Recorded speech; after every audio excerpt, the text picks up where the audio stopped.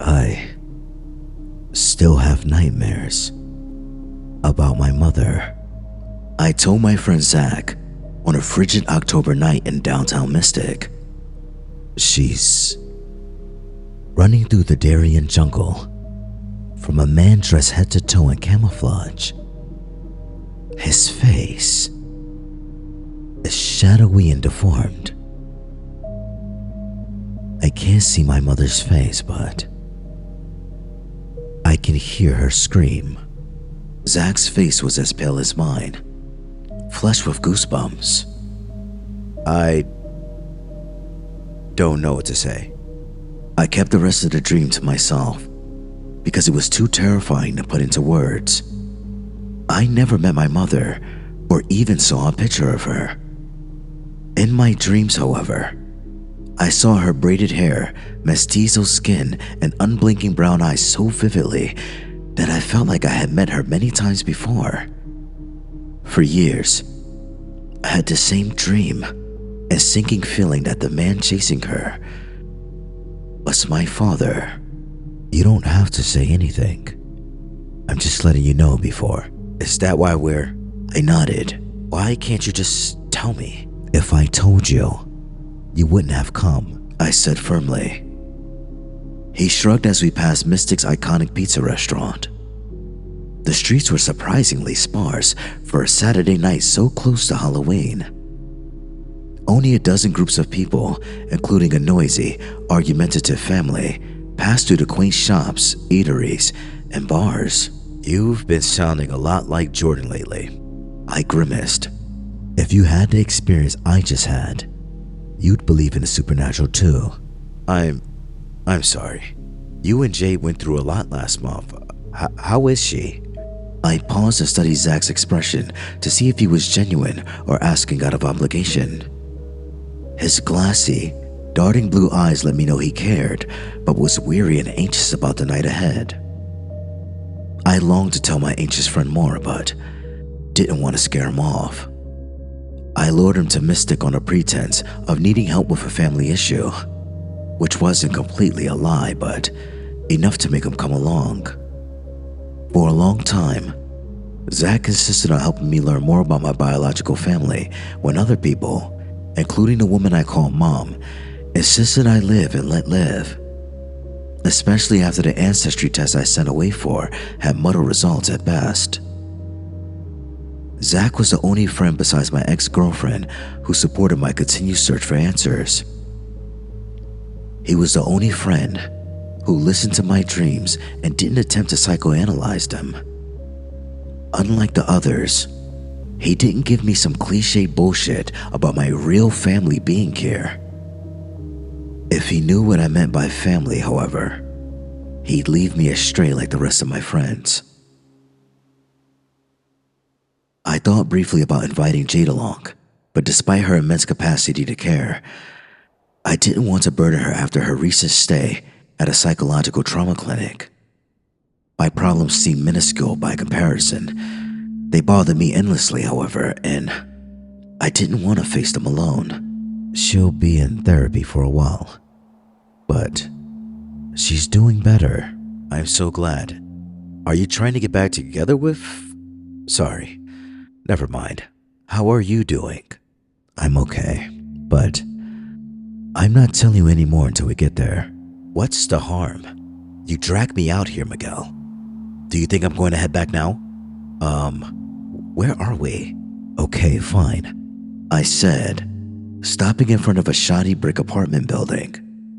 From my jacket pocket, I withdrew the white envelope that someone left on my doorstep 2 days prior. Ink markings covered the body of the envelope. The markings looked like deer tracks, but were broader and had rounded front toes. Somewhere in the distance, a seagull cawed. Zach glanced briefly into the sky and then unfurled the note inside, his eyes squinting, then widening. The pigman wants his piglet back. What the hell? It looks like a serial killer wrote it, with all the letters cut from magazines or something. When did you get this? A week ago. I pulled my jacket over me as a cool breeze chilled my bones. I know. I'm sorry I didn't tell you. I posted a pic of the letter on a message board. A woman who went by Blue Wolf 77 sent me a link to the legend of the Pigman and said she was a victim. What the hell is that? I glanced over my shoulder as a woman carrying a tote bag from the Black Dog store shuffled past us. It's unnerving.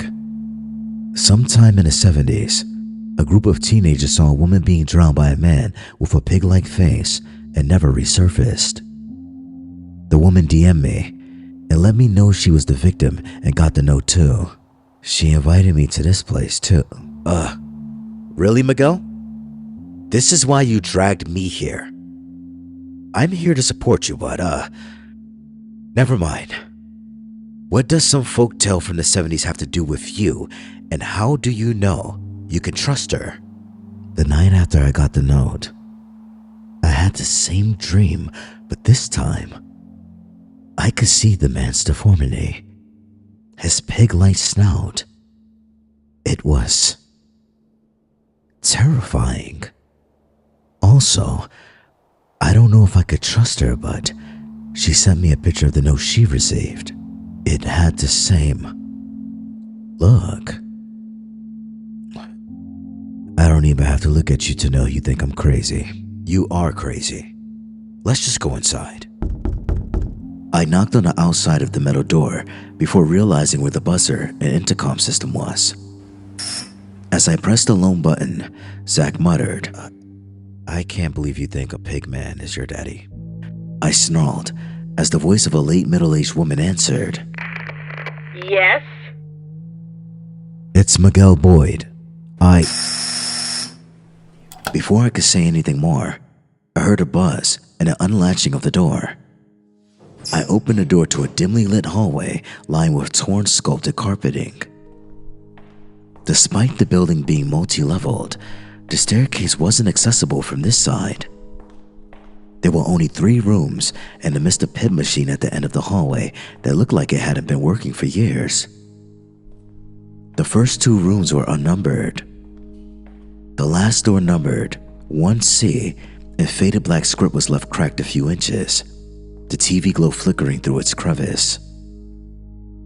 I hesitantly opened the door. Zach, who was checking something on his phone, followed. It's nice to see you, the late middle-aged woman said from behind a rustic wooden table. Next to her sat a balding man in an oversized cape-back shirt. Across from her sat a woman with beautiful almond eyes and silky black hair draped in a blue duffel coat. They looked no older than their late 30s or early 40s. Even the woman known as Blue Wolf 77 had traces of red in her silver hair. Her broad shoulders gave off the impression that she was well preserved for her age and maybe athletic too. I see you brought a friend too. Why don't you have a seat? Oh, okay. We took the 2 lone chairs at the far end of the table. The 3 of them stared blankly at us. The glow from the old, boxy television was the only source of light in the room, which felt quite crowded with the large sectional and half kitchen intersecting it. My name's Donna Michelson. Next to me is Devon, and across from me is May. Like you, we all received the same note. They subtly waved at us as Donna laid the notes on the table. Each note had a similar style of lettering, but Donna's had blood-smeared hoof prints across the body. Who sent these to us? I asked, trembling. And why did you invite us here? They're a cult, May said softly. An old cult. We don't know where they are, though. Devon gruffly followed. We know exactly where they are. Donna said, slamming a palm atop the table. We don't need to speculate. They're called the Miracle of the Swine. They have roots all over the world, including several chapters in the States, Eastern Europe, Asia, and even South America. They have a church near Bastille Bridge, a little ways from here. I can't find anything online about them, Zach said, looking up from his phone. I found some Bible verse about god exorcising demons from humans to swine, though. It's really... Not everything you can find online. Donna's words were cold, along with the atmosphere in the room. Devin and May were tough to read, practically stoic, as they were numb from some untold trauma. They've been around for years. I'm sorry. What does this have to do with me? Why are you telling me all this? Why did I get the note? The others looked off to the side, as the woman sighed. In those messages, I asked you about your background for a reason. You told me you were born somewhere in Venezuela. It took me back to when we had a chapter there. Your mother or father must have been a member. I don't know how to put this gently, but they're going after survivors and their offspring. Wait, how do you know this? My fingers were trembling. Zach and I wore the same pale expressions. The others were stone-faced. I was a member. As for Devin and May, their fathers were members too. Donna got up from the table and headed over to a hanging shelf over the television set where several photo albums resided. Standing upright, she looked nearly 6 feet in height, which took me by surprise, and Zach too, based on his expression. I shuddered at the thought of the type of monster that could bring this woman to her knees and attempt to drown her. She pulled a bright textile album from the middle column and laid it on her table. It read, Picari Chapter, 1976. There are different chapters all over the world. We were in the Peccary chapter, she said, opening the album to the page of 3 men and 2 women standing in front of a dome hut surrounded by sugarcane crops. The crops towered over the hut. My eyes locked onto the woman with mestizo skin and braided hair. Zach pointed frantically at a man with a bulbous head and glasses. They were all wearing brown, dirty robes with hoof print patterns. That was me, and those men were May and Devin's dads. Richard and Vic, the best of friends. What's wrong, boys? That looks like my Uncle Cliff, Zach said faintly. He was my dad's brother, and we didn't talk much about him. That looks like the woman I had a dream about. I followed hesitantly. Donna, tracing her fingers over the man and woman, replied, It very well could be. He went by a different name back then. Larry. Many people changed their names when they left the cult. And this, Miguel, is Daniela. She could very well be your mother. We lost touch because we left the next year to set up a chapter in the States. I'd like to think they escaped. I turned to Zach, whose eyelids were twitching. Is that your uncle, who's in the asylum and doesn't speak? He nodded. They could be your mom and uncle, but we don't know for sure. We set up a chapter in upstate New York after we left. By then, Richard, Vic, and I escaped to our families. Why did you escape? As Zach asked this, we were all stone-faced, staring as Donna struggled to find her words. Her eyes were miles away, her face draining paler and paler. That year, we moved up far enough in the ranks to discover the actual rituals. They made us wear masks of pig faces. Only the material was real, carved from the animal's skull. They said we are all God's swine, and we need to cast our demons out of ourselves and onto a herd of pigs. The lower order members. What did that mean? I asked hesitantly. Human sacrifice. Tears welled in Donna's eyes, but for only a brief moment as she composed herself. We all escaped to our respective families. I lived with mine and Mystic for a while until they found me. They tried to drown me under the bridge. I escaped, but I know they've been looking for me since, and this letter confirms it. I've managed a bed and breakfast down the street for years. I've tried to get on with my life, but... Now they're looking for us because they got to our dad's a few years ago. What do you expect us to do? We have to stop them. Devin said, his lower lip trembling. They are not only going after the survivors, but their offspring and possibly even nieces and nephews. What do you expect us to do? Zach repeated in a slightly more mortified way. They sound incredibly dangerous, and if they are right in downtown Mystic, why don't we just report them? Donna laughed, turning over her letter. For the first time, I noticed some indescribably small font that I had missed the first time. Don't you think we've tried that? They've evaded the authorities for years. There's only one way. The note says the pig man wants his piglet back. On the back, mine says, return them to the sty or die. Who is the pig man? We asked in unison, not knowing if we dread that answer. I wanted desperately to ask about my dream, but knew it wasn't the time or place. I wanted to ask if he could be my father, but wondered if he would be too old. Their leader.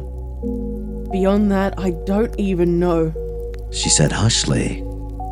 She turned to the last page of the album, which held a lone photograph of a masked crowd wearing pig-face masks. Some of them held torches, others nooses. He never spoke and we never saw him.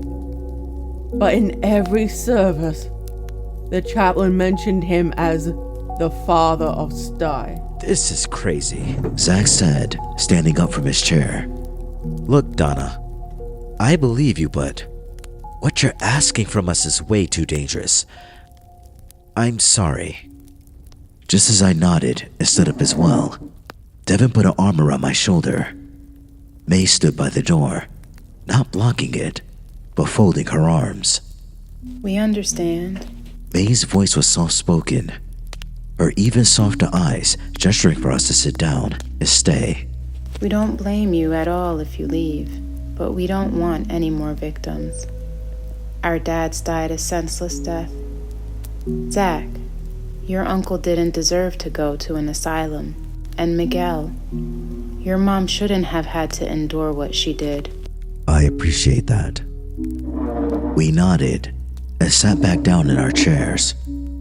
Donna hugged both of us and whispered, "Thank you," before sitting back down herself. What were they like? I asked, almost teary-eyed myself. If they were who we think they are. Daniela didn't speak much English, but she was a beautiful soul and a wonderful artist. Donna unrolled her sleeve, revealing a hemp bracelet with beads of many colors. She made these all the time in the compound. When we joined, we thought it was like the Peace Corps. We thought we were truly helping people like her. And Zach, Larry was clumsy as hell. He couldn't do any of the manual labor, but he was a sweet man and a hell of an accountant. I hope it's her. And I hope she's okay. I mumbled. I must have been loud enough for Zach to hear as he nodded, saying the same about his uncle. Daniela looked unmistakably like the woman in my dreams. My mind was racing. What hell did she have to go through to escape? How was she able to give me up safely? Most importantly, where was she now? Devin turned the page to a picture of Richard and Vic sitting under a massive nut tree. He and May looked mournfully at the photograph of their smiling, young fathers adorned in those foolish robes. My father was a man of few words, but a damn good man, Devin said, leaning into the table. He was a damn good lawyer, too. He and Vic went into law together, representing survivors just like them. May sighed, placing a hand on his shoulder. They were the best attorneys and won plenty of cases. They fell upon tough times and... sorry. She took a moment to compose herself, wiping tears away. Look, Devin leaned in even more, slanting his eyebrows. they fell upon tough times, and the cops found them dead in their office about a year ago. They ruled it a suicide, but they wouldn't do that to their families. There's no way. There was no note or anything. Donna hugged both of them and whispered hoarsely. They didn't kill themselves. They were set up. I'm sure of it. Not another person will be hurt under my watch. Zach and I exchanged worried glances as Donna adjusted something underneath her jacket. Donna rose from her chair and headed to the door. We will attend the gathering tonight. There's another old building outside the Bascule Bridge. Zach, it won't be as dangerous as you think. Not if we follow the proper protocol.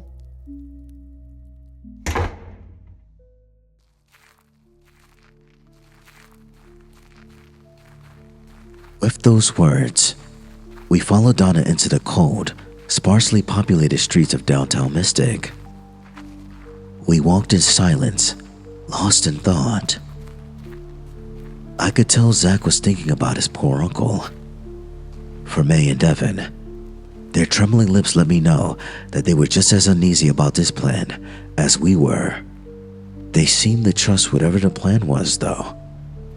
Donna, on the other hand, kept her fist clenched in her jacket pocket as we trudged on toward the even older brick building.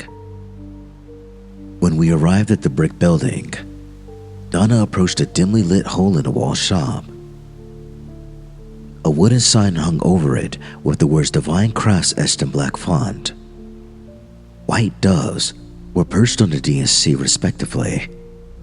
Next to Divine Crafts were closed shops with suspiciously similar names: Ezekiel's Bakery and Wiseman Books. We didn't know if the shop was open until we saw a bald man in a flannel shirt and wire-framed glasses sitting, nodding off at an old stamped metal cash register. Good evening. The man said, eyes widening as we all stepped into the quaint shop. There were shelves lined with biblical figurines, clay molds of Jesus, Mary, and Joseph, as well as some glass mugs of the Garden of Eden. The rest of the molds I didn't recognize, even though I spent the better part of my childhood in Sunday school. What brings you in here so late? Looking for anything in... Donna laid her note on the counter next to the register and motioned for us to do the same. Shakily, we piled the notes on top of one another. The piglets have returned to their sty. Shit, Zach said aloud. Luckily, I was the only one who heard. He's been waiting for you. The shopkeeper's demeanor turned from glee to complete graveness as he dimmed the lights in the shop to a low glow, flipping the open sign on the door. The man led us to a door adjacent to the bathroom, labeled storage. He opened the door to a switchback staircase that wound into complete darkness. We couldn't see more than a few feet ahead of us. We hesitantly stepped inside the small space, trying to gauge Donna for any type of lead. She was glancing down at her shoes, fingers clasped as if she were ready to pray. Zach and I looked at the others who were doing the same and uneasily followed suit. With our heads cast down, I became increasingly aware of my breathing as the man placed a white cotton robe over my head. I dared not to look up as he slipped something over my face. I was too panicked to scream as a mask tightened over my head, engulfing me in complete darkness. It felt tough to the touch, almost leathery. Tiny hair follicles brushing against my constricted skin. 2 slanted holes perforated enough room for me to barely see from. 2 smaller ones below enabled me to smell the foulness of the mask, an unsettling mix of sweat and a slight scent of manure. It took all my willpower not to vomit into the mask. As it is written in the book, Matthew. The man's voice reminded me of the old, bellowing priest I nodded off to for many Sundays as a child. It was somehow both calming and downright haunting. Jesus arrived at the other side in the region of the Gadarenes. 2 demon-possessed men coming from the tombs met him. We are all those demon-possessed men. Tonight, we wear the flesh as a symbol of the swine Jesus cast their demons into. Amen. Amen. All of us, except Donna, whispered amen in equally terrified tones. Donna, however, said it loudly, the way she probably had for years. Our collective group was now adorned in pig masks and white robes. We looked like we were heading to a Halloween party or extras from a horror movie. The realness of the ceremony hadn't struck me yet as we followed the shopkeeper down into the darkness. From the eye holes, I could see even less in front of me and accidentally bumped into Zach, who was shaking from the waist down. I could hear him hyperventilating through his mask. This was no place for my friend with an anxiety disorder. Equal amounts of regret and fear washed over me as we stepped into a long and narrow room lined with people in their robes and masks who sat stiffly in their wooden chairs. The piglets have returned to their sty, the shopkeeper bellowed in a tone that sounded creepily joyful. The robed parishioners stared straight ahead, completely unfazed by his announcement. He gestured for us to take the seats in the last aisle as he made his way to the front of the parishioners. As we sat, Zach and I briefly looked at each other, as if we were wondering the same thought about him being the pig man. Then, we looked up frightfully at the shopkeeper as he stood between 2 lone torches fixed on metal braziers. There was a hand-carved totem pole behind him with a large, round-figured punctured atop the pole. The figure was too eclipsed by the shadows for us to say. This return and our sacrifice tonight will please our Father in heaven as well as our Father of sty that awaits us tonight. We cast our demons onto him. The words of the parishioners and Donna echoed through the hollow room. I didn't look at Zach, but could hear the sound of his seat rocking back and forth. I put an arm around his shoulder to calm him, and he apologized under his breath. As chaplain of our faithful sty, I declare unto thee that our sacrifice is good and worthy of our Father's love. They chanted. The chaplain stepped aside to reveal a wooden totem pole carved into the long body of a pig in varying shades of pink and tan. Atop the pole sat what looked like the head of a brown boar.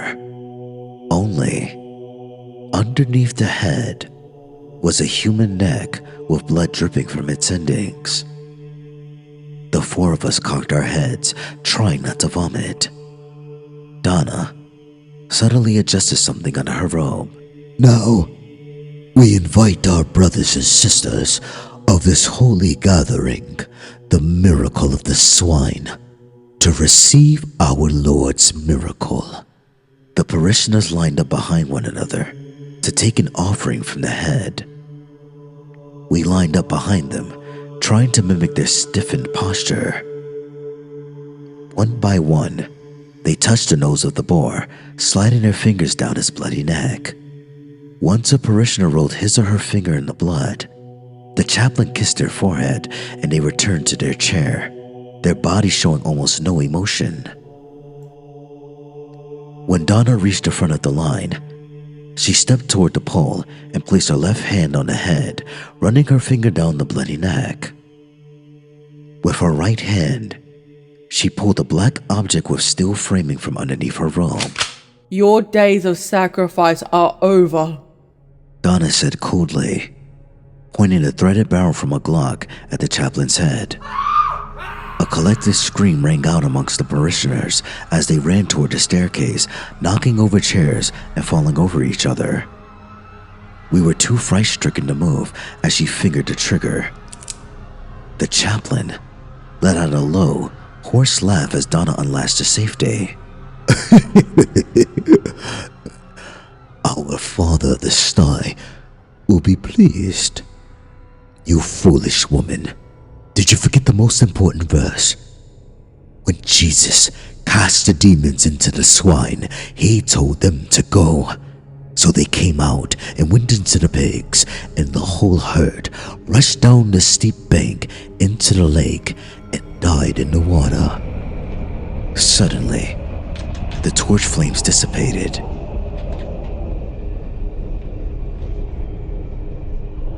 This was followed by the sound of Donna's Glock hitting the floor and firing as it slid across.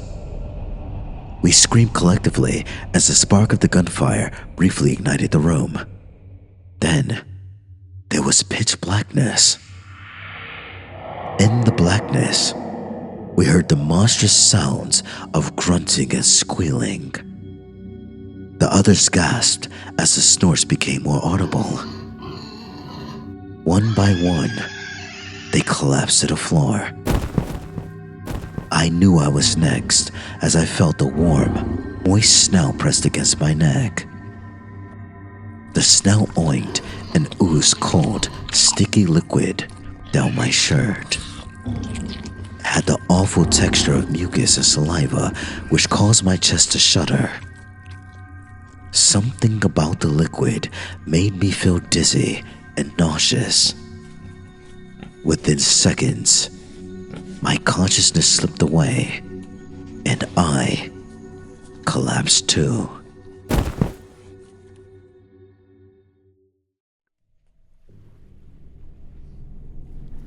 When I awoke, I could feel the scratchy bristles of a rope constrict my arms and legs.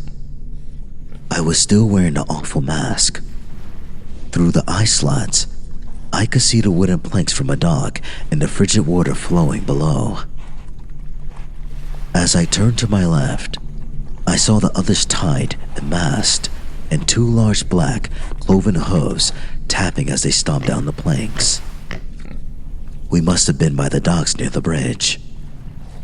I couldn't move, however, as the oinking and grunting sounds echoed into the night. The pigman's hooves stomped and clicked by my head. Are you my father? I hesitantly asked the creature, absolutely bewildered by the words that preceded my thoughts. There was a long silence, followed by a heinous chuckle from the chaplain. Foolish child. The chaplain spat from behind us. While the Father of Sty is a father to all of us, or as in your case, your mother was a common whore, so no one knows who your actual father is. Unfortunately, she escaped our faithful Sty with that lunatic, Larry. Oh well, Larry is locked up as all deranged sinners should be, and she probably died the way that all treacherous whores do. Fuck you, I shouted into the mask, which was followed by a swift hoof to the ribs, almost toppling me into the water. Not yet, Father. We haven't said the words of our offering yet. Ahem. Blessed are we to free thine demons tonight. As the chaplain spoke, a low torch illuminated the docks. From his left hand, I could make out the outline of an axe. In the year of our Lord, 1963, Our Father Astai made the ultimate sacrifice to embody the demons and pigs that Jesus sacrificed. We are eternally grateful, and for him, we make our sacrifice to save the souls of men. The chaplain waved the axe over our heads. In the air, he carved the symbol of the cross. He proceeded to carve the symbol 5 times as the pigman stomped his hooves in unison. The chaplain swung the blade especially close to Donna's head, purposely slicing a few hairs that stuck out. I felt the warm snout press against my neck again and snort twice. Then, the pigman, hooves clicking, loomed over the others and did the same. Behind us, the chaplain thumped his torch in tandem with the grunting. He stomped over to Donna, clicked his hooves, and grunted 3 times. The creature pressed a cloven hoof into Donna's back. In one fell swoop, Donna arched her body upward and somersaulted backward, knocking herself and the pigman into the water. Devin followed suit and rode backward toward the chaplain, knocking him and his torch into the water. The torch extinguished and the chaplain's hands dangled helplessly above the waves. There was no sign of Donna or the pigman, but we could hear the submerged squeals which permeated the waters around the dock. As the axe dangled on the edge of the dock, he sliced the rope from his arms and legs. Devin sprang up and tore the mask from our heads. Then, he came around to each of us and freed us the same way. We gasped loudly as we helped each other to our feet. We looked around frantically for Donna, the pigman, or the chaplain, but by now, only the sound of crashing waves and the frigid October wind remained. From the dock, we could see the dimly lit Basco Bridge, which not a single car traversed. Downtown Mystic's quaint businesses were dark as well. Not a single soul strolled the sidewalks. I was surprised to find my phone still in my pocket. It was midnight. Donna! After a few bouts of coughing and hacking, Zach and I echoed their cries. Donna! Devin sighed and looked somberly at the waves. Then, clutching the axe, he angrily threw it in the direction the chaplain sank and screamed, Never again! at the top of his lungs. We huddled around Devin as the axe sank into the water. We should call the police. May said shakily. Please do. Zach cried. This is way too insane, guys. Before we could say anything else, Donna burst out of the water holding the thrashing hooves of the pigman. Donna gritted her teeth as the hoof kicked her face. Run! She hollered. If the police find you here, you're an accessory to what I'm about to do. And what Devin already did. Fucking run!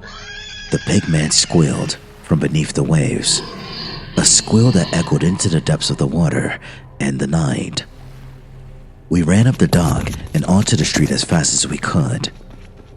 As Zach tripped by a bench, May and Devin sped out of sight. I swore and helped Zach to his feet as the squealing grew increasingly louder. In the distance, we heard the sounds of sirens, which caused Zach and I to pick up speed, breaking into full sprint mode. The sound of the sirens and the pigman's squeals echoed with equal measure as we sprinted over the bridge. As we entered the downtown area, we were practically wheezing as we passed the iconic pizza restaurant. By now, the squealing has stopped and the sirens faded in the distance. Halfway up the steep road, we stopped in front of the only building with a light on it. It was a quaint, 2-story house painted brightly blue with a slanted roof on top. The sign for the building read, "The Blue Jay Inn." We exchanged puzzled, exhausted glances and then stepped inside. Let's lay low tonight. I'm not in a state of mind to go home yet, I whispered as we stepped into the carpeted lobby with beige plush sofas. He nodded and mouthed the words, I don't either. His entire body was still trembling. Mine was too. A smiling, elderly woman greeted us from behind a stainless steel desk. She was typing something into a boxy computer. You're out late tonight, fellas. Do you need a room? We do. Desperately. The woman checked us into a single room with 2 beds on the 2nd floor. After she gave us the key card, I ushered Zach, who could barely move a muscle, up the stairs and into the room, slamming and bolting the door. Zach slumped down on the neatly made twin bed, rocking his body back and forth, his eyes fixed on the floor. I sat down next to him and slung an arm around his shoulder for a few minutes. Throughout our many years as friends, I learned how to calm my buddy down from an anxiety attack. I never learned how to ease my attacks, though. We have to tell someone. We have to tell someone, Zach repeated, rocking increasingly more intensely. The cops are already there. Donna is too. She'll tell them everything. What if she didn't live? What about May and Devin? What about? I shushed him gently. The words that followed were to reassure both him and me. Donna's a strong woman. She'll be okay, and so will May and Devin. Let's go to sleep and figure out what to do in the morning.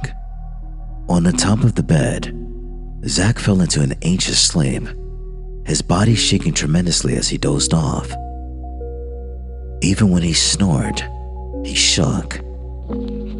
I pulled a cotton blanket from the closet and placed it over him. Over the hour, Zach's body relaxed, and so did mine.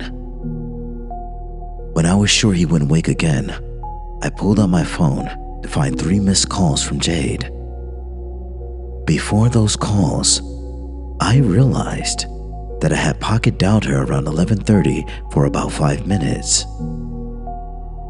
When I pressed Jade's number, she picked up immediately and shouted, Miguel, what the hell happened? Jade, I don't even... I heard screaming, shouting, and I think even oinking. I called the police. Are you okay? I am now. Deep into the night, I told Jade every excruciating detail about what happened to us. She cried and swore several times, and so did I, as I spoke about my mother and Zach's uncle. As we spoke, Jade waited for anyone from the Mystic Police Department to call her back, which they surprisingly never did. I waited for a call as well. My adopted mom would have flipped as she heard from an officer.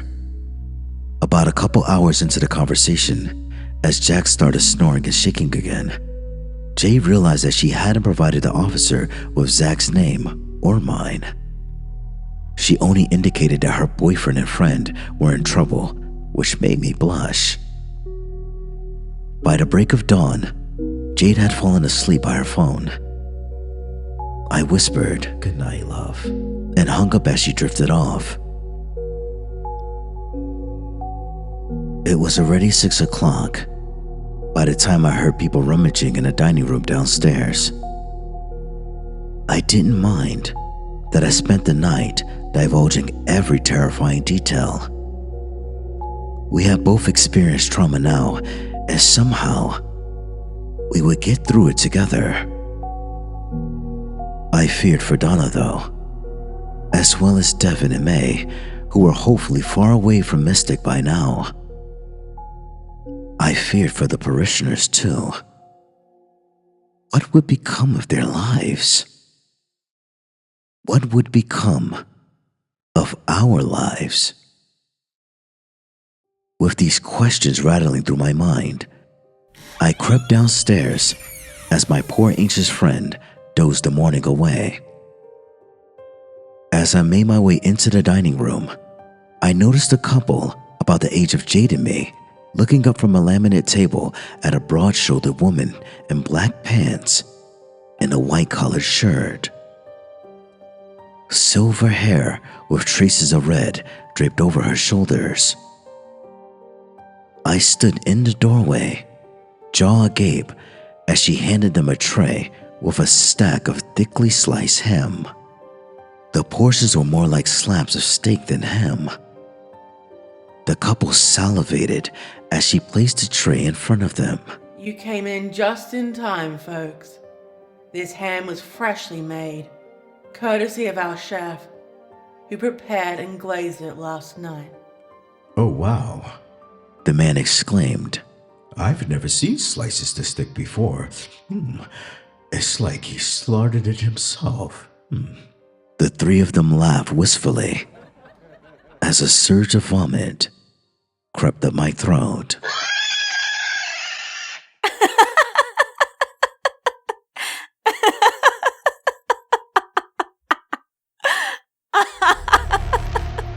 This concludes our story. Thank you for listening. I hope you enjoyed the content.